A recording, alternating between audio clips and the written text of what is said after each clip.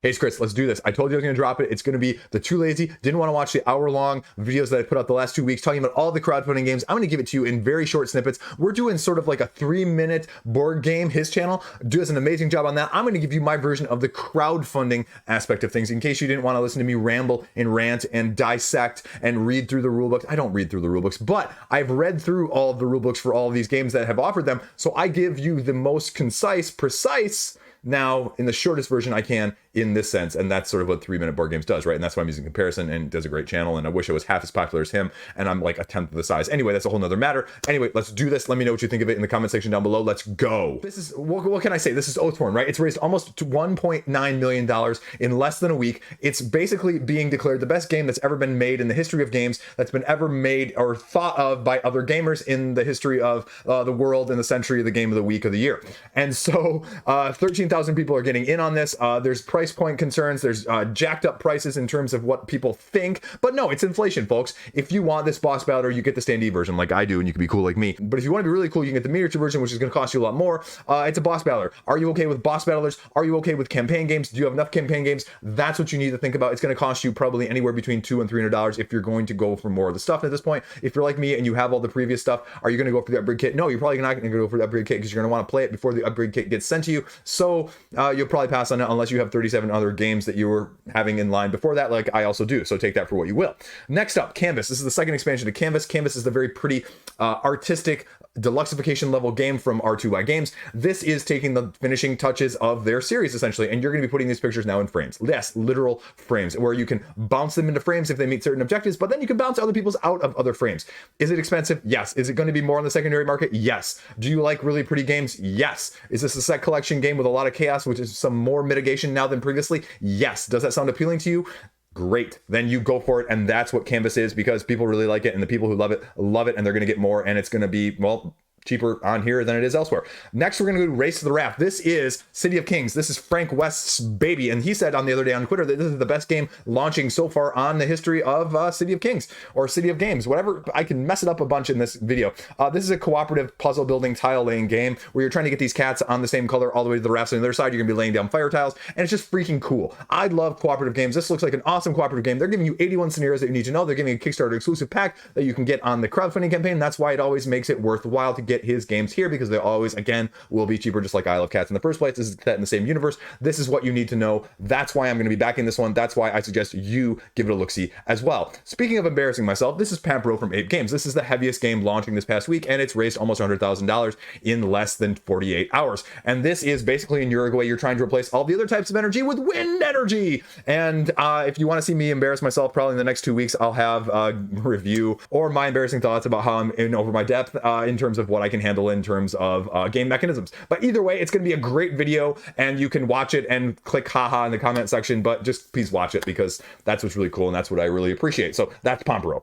Next up, Wonderlands War, new expansion. Well, it's not really a new expansion. You're just replacing one of the decks that's in the game already. It's going to cost you $15 plus shipping. They're offering some new deluxifications in terms of like shards and the things that you're managing throughout the game. The question is really, do you need more of a different deck? I really wanted more new content, not really necessarily a different deck. So I'm a little bit split on it right now. I'm going to go down right to the wire in this one. I haven't played it enough to be able to get my review on it. I haven't played it enough to necessarily need a new deck. They're also offering the promos that were offered previously of the different main characters of alternate powers that you can start with. Again, I'm not really sure I need it. I'm not really sure they're different enough for me personally. I can see why people want them. I can see why people are getting in on them. The deluxifications are awesome. I have the chips right behind me. That's what I went for. I avoided the miniatures. I went with the standees, and this just looks like a game that's going to be all on a lot of people's top 10 lists of the year by the end of the year. When you see 2022 top 10 lists, expect to see this on quite a few. So that's also why people are getting in on it at this point. Next up, Warcrow Adventures, almost $250,000. This is another app-based scenario-driven campaign-style game. Have you heard enough of those? I've seen like a dozen of those probably this year. And so this is from a war gaming company. Is this going to be unique enough? Is it going to be different enough? The rule book is really difficult to read. You're going to have to watch some of the video. It's giving you sort of this dice-based scenario where you're upgrading dice and lowering dice depending on like how strong or how weak you are. I don't know. It just seems more a dime a dozen to these. And not I'm saying this is bad, but it's so hard to differentiate these nowadays that I'm just not sure what to make of them. And I can see this one going either way. Stretch goals, and a little bit of exclusives. And I mean, it seems cool, but again, with all of the other stuff on the market, this is such saturated genre right now in the last 2 years. I have to be able to play hands-on with something like this to know whether or not it's like to me. And I'm being more and more picky about these types of games. And, you know, they're all triple digit 100, now even to 200 plus games to be able to get what you want and what you want. And that's just too much at times to do it every single time. Speaking of games that are deluxeifications and super massive, this is Mosaic. This is a civ building game. It's one of the massive box you'll ever see get promoted on social media. It's a civ building game. You're getting the new expansion. You're getting the deluxeifications over the top. You're laying down a bunch of tiles and triangles, I think, and you can do it all deluxeified, and I can't really give you any more thoughts on it because it's definitely outside of my depth or my comfort zone to talk about, but it's raised almost $400,000, so people must love it, right? I don't know, but that's why you tune into this video. One I never covered, but did you ever want dominoes that were cubes instead? Well, here you go. It's raised almost $63,000, and you have 3 weeks to decide whether or not it's right for you. I'm throwing it in here because I can do whatever I want in my own videos. Next up, Dreadful Meadows, the Halloween-based worker placement game where you're going to be sort of trying to gather candy, which then you sell for money, and then you buy more candy patches. Like, there's a bad joke in there, but I'm not going to include it. It's the deluxeified edition. You can get it with an expansion as well, and you're just going to be rinsing and repeating, like I said, candy, patches, buy, money, sell, put down, gathering, that rinse and repeat. I don't know. Halloween never does anything for me. I'm not a big horror genre fan. It's doing well enough. It's got $53,000. I've seen, again, a little bit of social hype of some of the people like designers. This is like a game that I saw like designers playing other designers' games and really enjoying it. And so that's where I know it from. That's where I got a little bit of interaction was. So it must be solid something there if you like that sort of thing.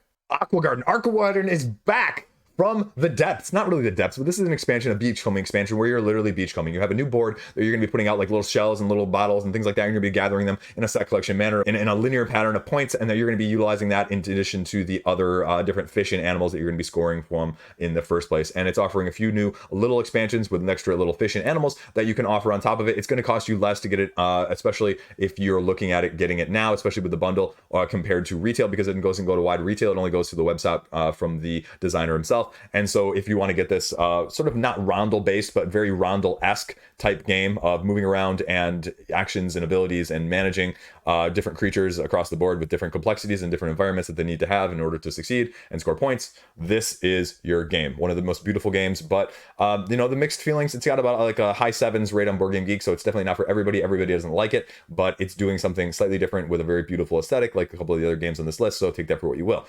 Going the other way with beautiful aesthetic, right? This is Deep Madness. Deep Madness almost at $350,000.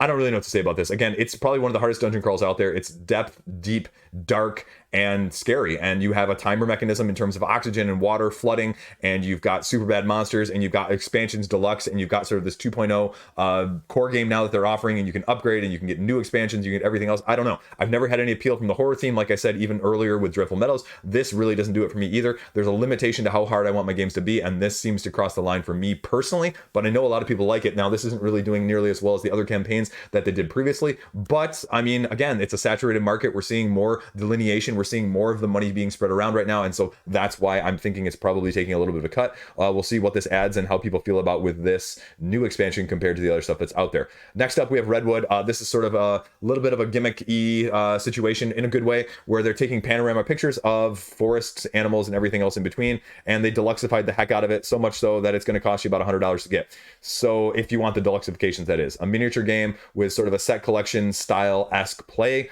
Again, I think it's a cool game. I think it's a great game that I will probably look to get at retail. And so that's my biggest hesitations. I just don't need deluxeifications on every single game, and I can't afford to get deluxeifications every single game. And there has to be some retail market presence for something like this, because I want to support these companies still, but that's where I'm drawing the line. And it's just a different game each week, that where you draw the line on and where you want to from that aspect. But it looks like a good concept, and we'll see what the execution looks like at the end. Next up, Harrow County. This is probably, and I said this in my video, my hype video of my review of this game, was that this game is probably the best game I've played coming to crowdfunding all year so far, and I don't take that back. I stand by that. So I should hopefully be having a solo playthrough of the Hester solo expansion-ish thing in the next week or so, hopefully before the campaign ends. I really got to work on that. That's what I'm doing tonight after this video. And so this is 1 versus 1 asymmetric Root style-ish game, but way less overhead than Root, way easier to learn, way easier to teach, and way easier to understand, but still not losing some of the depth, the complexity, and the cool stuff that makes Root so accessible or inaccessible in the first place.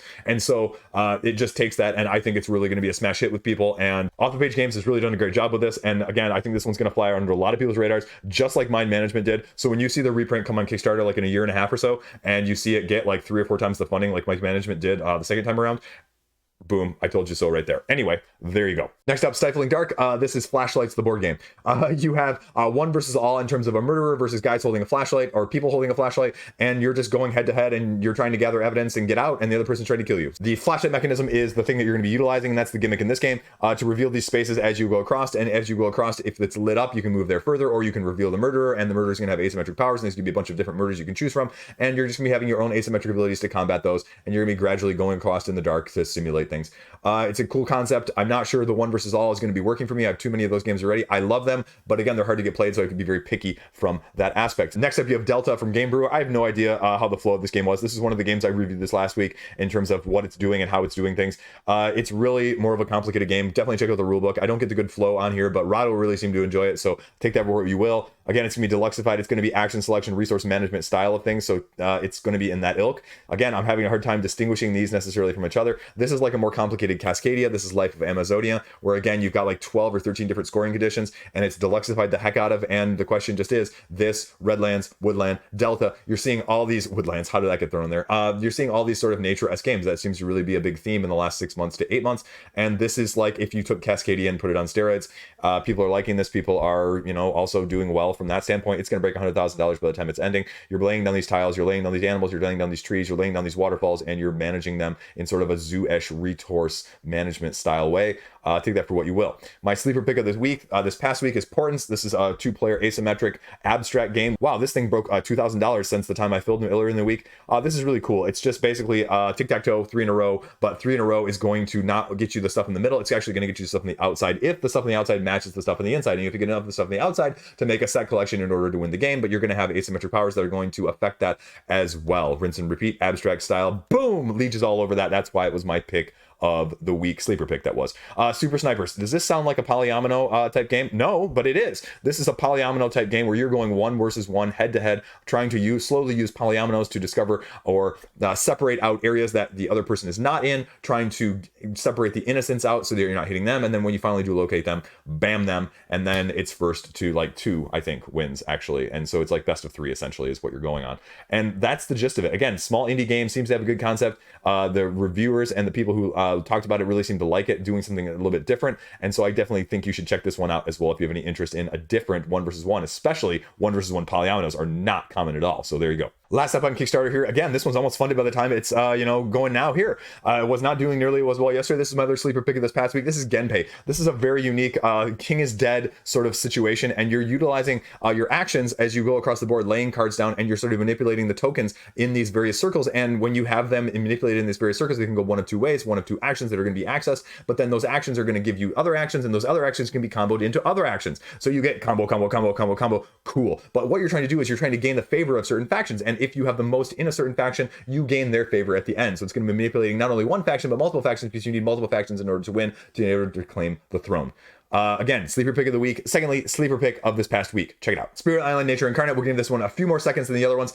This is the latest expansion for Spirit Island. You've probably heard of both of these, right? The achievement systems. What the heck, Backerkit? Like, these achievements are just way out there, especially when you don't even put them on the page, especially when you don't talk about what's on the game in the first place. And now they've totally redone it in the first, 72 hours, essentially, to say, whoa, guys, we realized we kind of mea culpa. And so they've sort of changed how they're doing things, and now they're unlocking like cards of the spirits, and spirits like every day or every other day. And so as they back like every so many backers, they're unlocking like what the cards are of the spirits in the first place. So I don't know. I mean, I hope that they're going to offer us something extra besides just these foils. If they're only going to offer the foils, I'm heavily looking at getting this one at retail, and I am a huge Spirit Island fan, and so that was just a little disappointing for me. I'm going to watch it until the end. I haven't decided one way or the other, but I could see myself being swayed easily either way at this point. So take that for what you will. Go over to Gamefound, Trick Shot Hockey, 2nd edition.